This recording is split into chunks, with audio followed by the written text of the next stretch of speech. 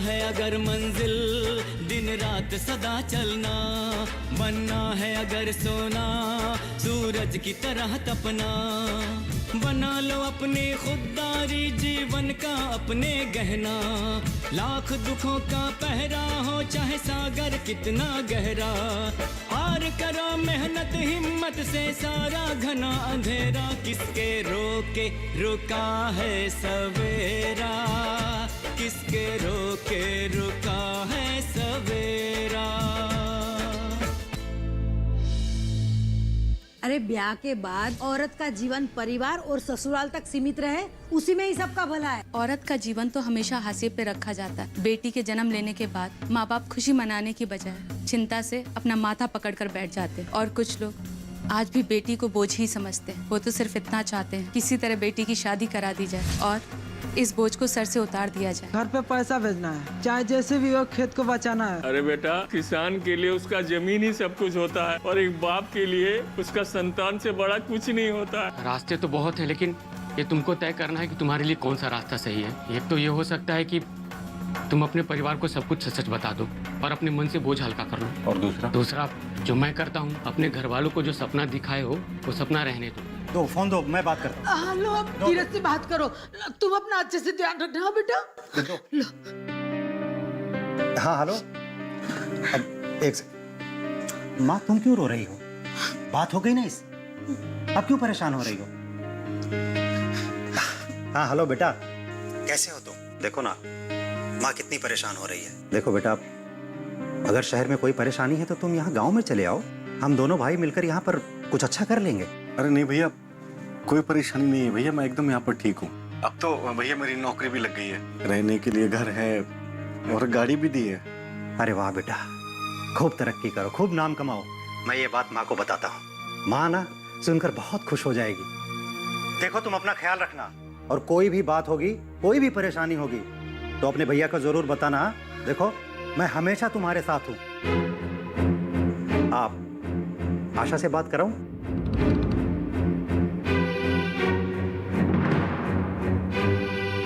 भैया मुझे अभी जाना है, मैं बाद में बात करता हूँ। आप अच्छा ठीक है।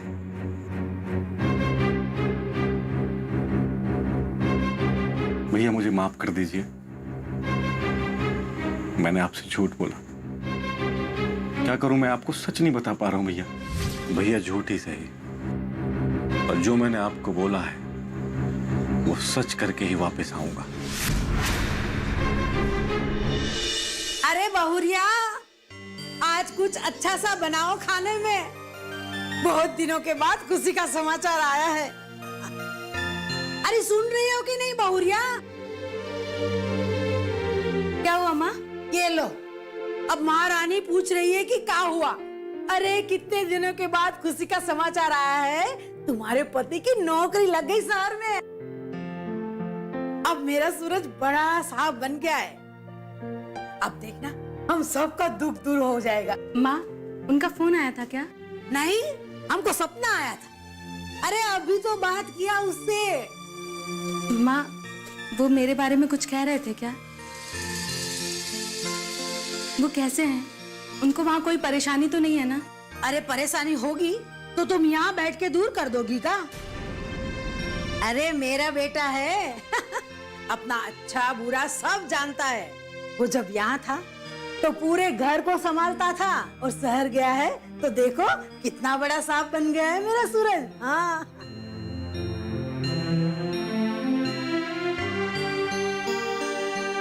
औरों के जैसा थोड़ी है कि जब घर परिवार को खुश करने की बारी आई तो काम धाम छोड़ के घर आके बैठ गए अपना जांगर बचाने को।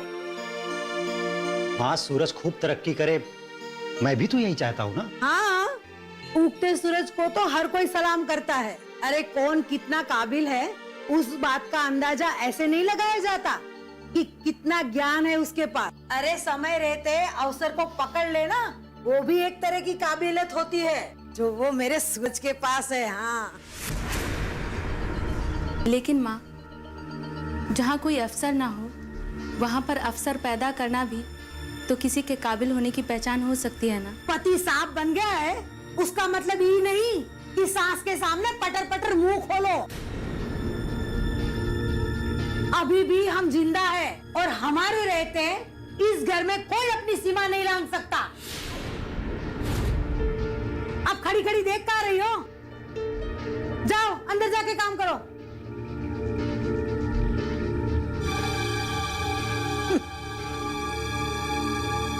और बेटा, जिसके भाग में जितना लिखा होता है ना, उसको उतना ही मिलता है, चाहे वो कितना भी कोशिश कर ले। माँ, तुम हो ना मेरे भाग्य में, इसके लिए मुझे कोशिश करने की क्या जरूरत है? और वैसे भी सूरज और मैं अलग थोड़ी ना हैं। जहां एक तरफ हम लोग सूरज के लिए इतना खुश हो रहे हैं, वहीं दूसरी तरफ जरा सोचो माँ, तुम्हारी बहू योग्य है, उसके आगे पढ़ने की काबिलियत को दबाकर क्या हम उसके साथ अच्छा कर रहे हैं? माँ, एक बार आशा को बहू के रूप में नहीं, बेटी के रूप में रखकर देखो ना, क्या हम उसके साथ अन्याय नहीं कर रहे? बेटा, बहू और बेटी में बहुत फर्क होता है। जमाना चाहे कितना भी बदल जाए, लेकिन फर्क नहीं बदलता।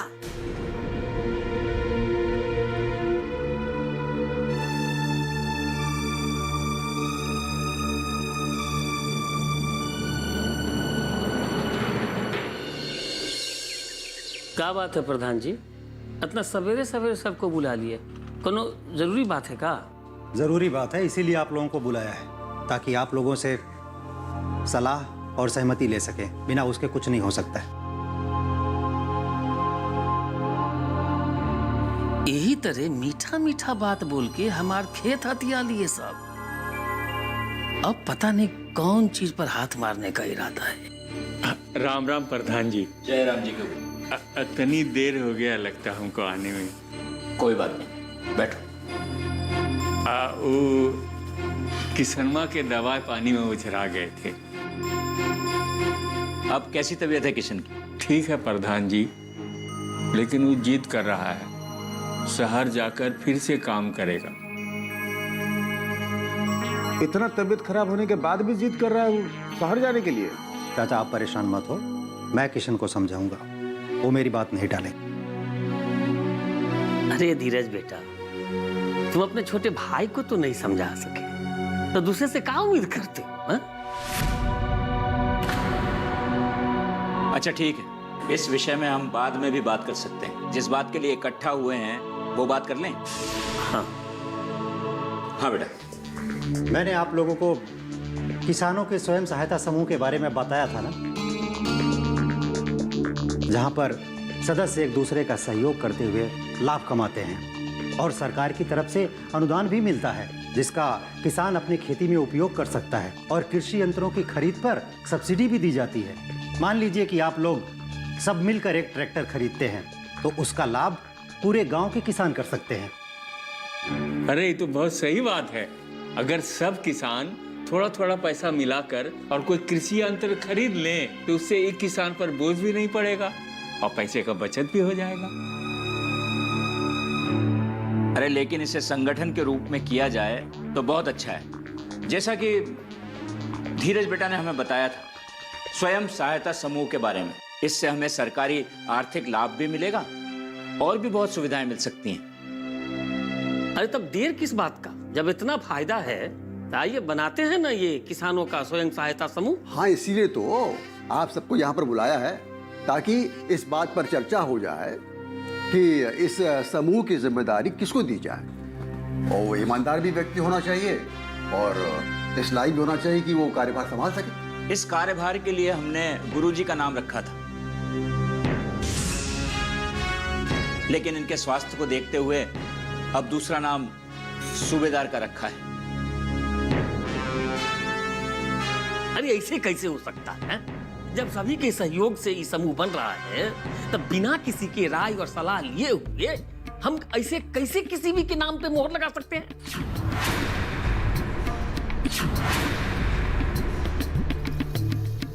ये तानाशाही है प्रधान जी।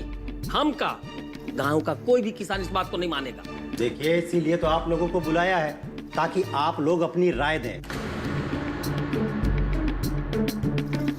समूह का संगठन करने के समय समूह के सारे सदस्यों का ब्यौरा जाता है। रामलाल, मैं तो यही कहूंगा कि यह समूह बनने के बाद सारे किसानों को फायदा ही होने वाला है। हाँ, अगर तुम्हारे मन में कोई और नाम है तो रखो सबके सामने। रामलाल, सूबेदार के नाम से आपको क्या परेशानी है? कि फौजी का न कोई आगे है, न कोनो पीछे है, न कोनो लालच है। अरे पैसे का मामला है। हमारे नजर में तो सूबेदार एकदम सही इंसान। अरे क्या बात कर रहे हो गोकुल? हैं? अरे सोच विचार करने के लिए कुछ मौका मिलना चाहिए कि नहीं मिलना चाहिए? क्या पता कोई नया चीज उससे निकल के बाहर चला आए। हाँ, इतनी जल्दीबाजी क्यों है भाई?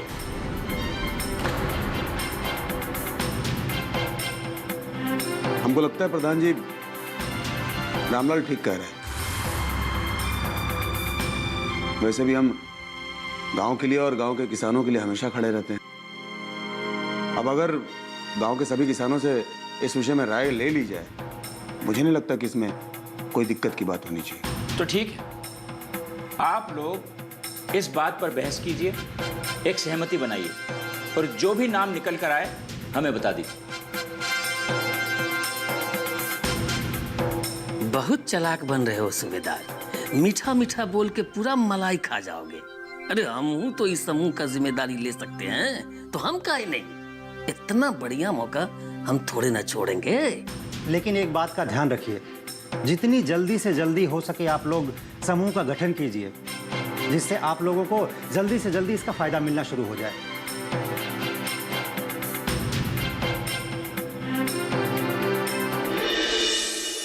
आपको किशनवा के बारे में कुछ पता चला? कौन किसनवा?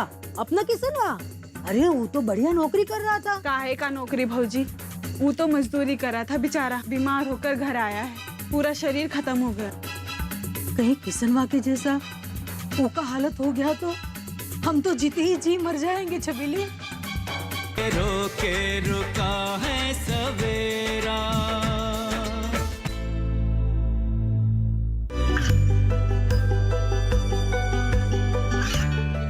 गांवों और पिछड़े क्षेत्रों में सरकारी योजनाओं की जानकारी पहुंचा। देश में कौशल और क्षमता विकास कर ग्रामीणों को सामाजिक बदलाव और विकास से जोड़ने की दूरदर्शन किसान की पहल चौपाल चर्चा देखें सोमवार से शुक्रवार सुबह 9 बजे। रोके रुका है सवेरा।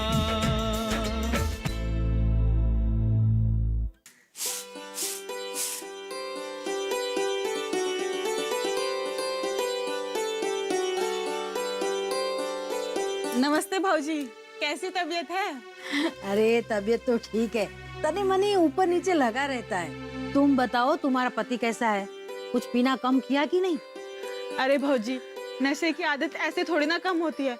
जब तक जिंदगी बर्बाद ना कर देना, उसको चैन कहाँ पड़ता है। अरे तुम कोशिश काहे नहीं करती? क्या पता तुम्हारी कोशिश से धर्मा शराब पीना ही छोड़ दे। आपको क्या लगता है कि हम कोशिश नहीं करते?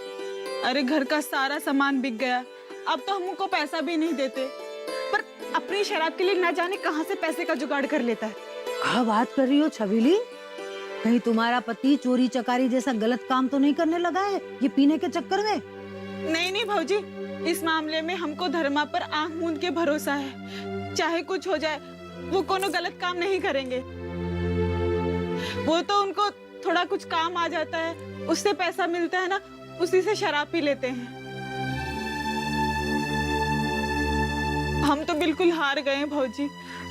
अब तो हम सब कुछ विधाता पर छोड़ दिया है। बस वो हमारे सामने है, इस बात का ही संतोष है। अरे हाँ, जब भगवान ने जोड़ी बना ही दिया है तो कोनो रास्ता भी निकालेगा, चिंता मत करो। और बताओ क्या खबर है गांव का? अरे तुमको पता है ना, हमारे सूरज का शहर में बढ़िया नौकरी लग गया है। वो बड़ा सांप बन गया है। देखो ना, फुर्सत ही नहीं अपनी माँ से बात करने का। अरे वाह भौजी, ये तो बहुत अच्छी बात है कि सूरज का शहर में नौकरी लग गया है।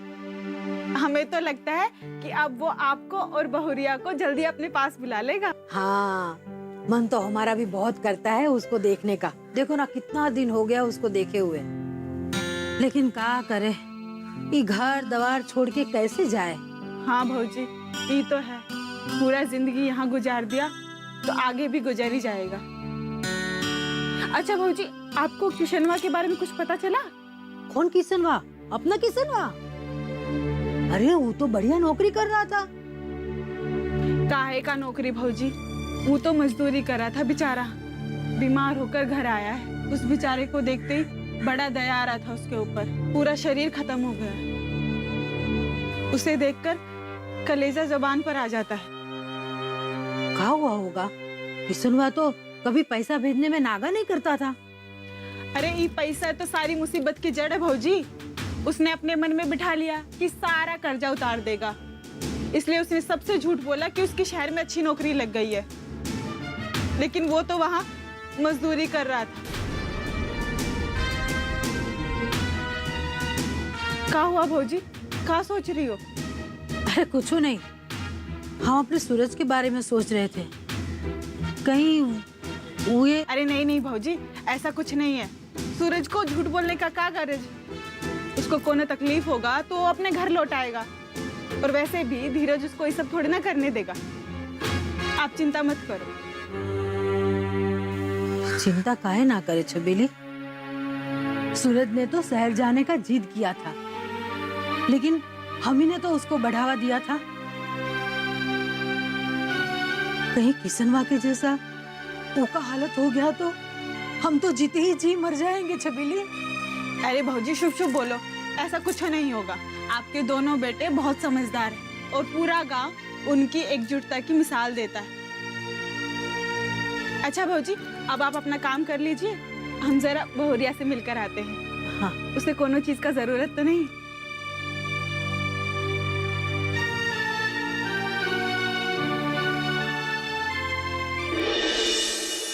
ये लो, पहले फॉर्म पे साइन करो। कल इसका आखिरी दिन है पत्राचार के माध्यम से कॉलेज में एडमिशन लेने का। मैंने फॉर्म पहले ही भर दिया है। जरा सोचिए भैया, अगर माँ को पता चला तब? तब का तब देखा जाएगा। अभी फिलहाल ये मौका हाथ से जाना नहीं चाहिए। और तुम वादा करो कि तुम अपनी पढ़ाई पूरी करोगी। माँ जी से छुपकर कैसे?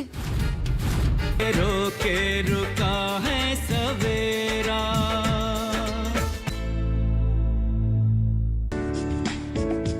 ये कामयाबी है अन्नदाता की। ये कहानी है खेत और खलिहानों की। कैसे करें अपने पशुओं की देखभाल, जानिए गांव-गांव के किसानों का हाल। देखिए गांव किसान, सोमवार से शुक्रवार दोपहर 12 बजे सिर्फ डीडी किसान पर। रोके रुका है सवेरा।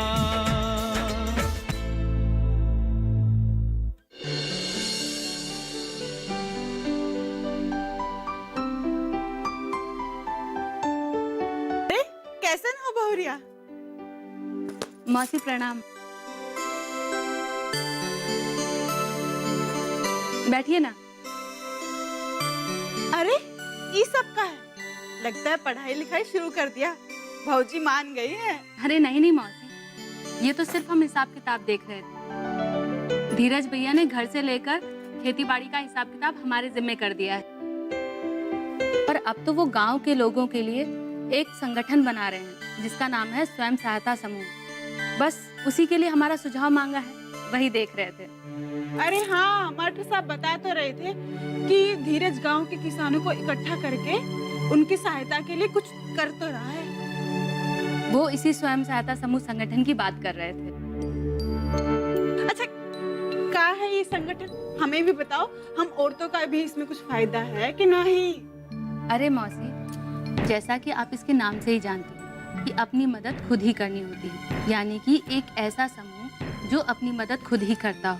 आप तो जानती हैं मौसी, मुश्किल चाहे कितनी भी बड़ी क्यों ना, अगर कोई संकल्प ले ले उसे दूर करने का, तो वो किसी भी हाल में उसे दूर करके रहता है।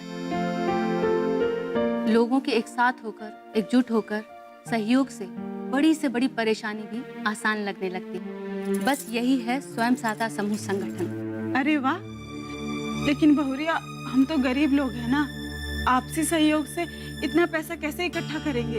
यही तो खास बात है मौसी संगठन की। मान लीजिए किसी व्यक्ति को 5,000 रुपए की सख्त जरूरत है, तो आपसी सहयोग से इस संगठन ने 5,000 रुपए जमा कराए और वो जमा राशि अगर हम बैंक में जमा कराते हैं तो स्वयं सहायता संगठन अगर लोन लेता है बैंक से तो उस जमा राशि की 3 गुना लोन वो बैंक से ले सकता है। इससे संगठन के 3 सदस्यों की एक साथ में मदद हो सकती है, यानी हर 3 व्यक्तियों को 5-5 हजार एक साथ मिल सकता है। कोई अपनी सब्जी रेडी लगा सकता है, कोई सिलाई मशीन खरीद सकता है, कोई अपना काम शुरू कर सकता है। मान लीजिए किसी किसान ने भैंस खरीदी, अब उसको कुछ पैसे कम पड़ रहे हैं तो स्वयं सहायता संगठन समूह उसकी भी मदद करता है। अरे वाह, पर हमको ये समझ में नहीं आता कि इतनी गुणी और योग्य बहू को बहूजी पढ़ने लिखने से काहे रोक रही है। ये सिर्फ तुम्हारे साथ अन्याय नहीं बल्कि पूरे गांव के साथ हो रहा है। अच्छा, इस सब के बारे में बहूजी को पता भी है कि नहीं? अरे नहीं मौसी, माँ जी को मत बताइएगा, उनसे छुप कर ही तो मैं ये सब कर रही हूँ। तो इसका मतलब इस सब के पीछे धीरज का हाथ है? जी मौसी, मुझे तो लग रहा था कि मैं आगे पढ़ ही नहीं पाऊंगी, मेरी पढ़ाई अधूरी रह जाएगी, लेकिन धीरज भैया की मदद से मैं आगे पढ़ पा रही हूँ।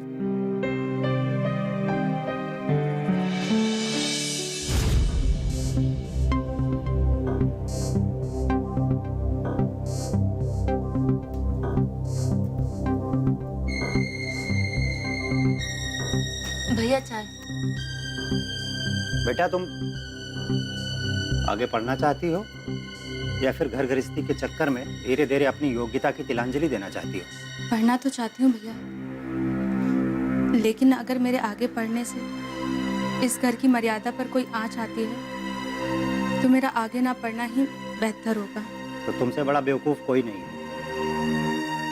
मैं जिस तरह से छाया को अपना मानता हूँ उसी तरह से तुम्हें भी अपनी छोटी बहन के जैसा मानता हूँ। उस अधिकार से कहता हूँ कि तुम्हें अपनी पढ़ाई पूरी करनी होगी। लेकिन भैया कैसे? माँ नहीं चाहती कि मैं आगे पढूं या इस घर की दहलीज पार करूं। वो सब तुम मुझ पर छोड़ दो।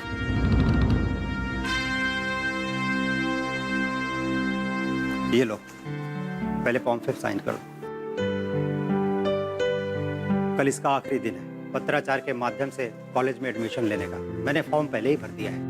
जरा सोचिए भैया, अगर माँ को पता चला तब का तब देखा जाएगा। अभी फिलहाल ये मौका हाथ से जाना नहीं चाहिए और तुम वादा करो कि तुम अपनी पढ़ाई पूरी करोगी। लेकिन भैया कैसे? हमारे पास कुछ भी नहीं है, उसके लिए किताबें चाहिए और बहुत कुछ। और माँ जी से छुपकर कैसे? देखो, एक बार जब तुम सफल हो जाओगी ना तो माँ अपने आप ही समझ जाएगी। रही बात किताबों की, वो सब मुझ पर छोड़ दो। आज से ये लैपटॉप तुम्हारा है। इंटरनेट का सही इस्तेमाल करो। पूरी दुनिया का ज्ञान इसी में है। रही बात माँ की, तो मैं उन्हें अपने तरीके से समझा दूंगा। लेकिन बेटा एक बात याद रखना, तुम अपना धैर्य मत खोना।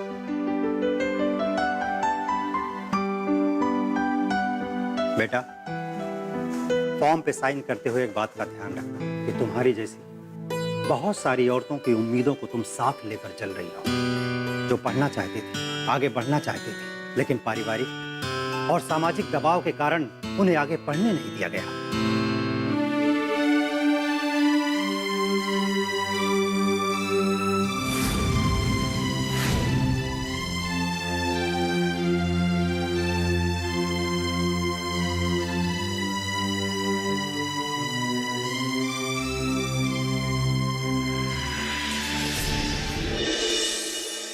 किरनिया के लिए एक लड़का देखे। तुमने मामा के दूर की रिश्तेदारी में है लड़का, बस दुहाजू है, दूसर बिया है। मना कर दो शादी अम्मा। हम किरनिया की शादी किसी ऐसे लड़के के साथ नहीं करें। हम नहीं होने देंगे ये रिश्ता। हम अपने सामने किरनिया को सुख भोगते देख ही नहीं सकते। एक काम करो अम्मा, अपनी आंखें बंद, बड़ा सुकून मिलेगा। हम ठान चुके हैं कि किरनिया का ब्याह हम अपने पसंद के लड़के से ही करेंगे। वाह बेटा जी, देख लिए आज हम अपने को पराया होत। पाना है अगर मंजिल, दिन रात सदा चलना, बनना है अगर सोना, सूरज की तरह तपना।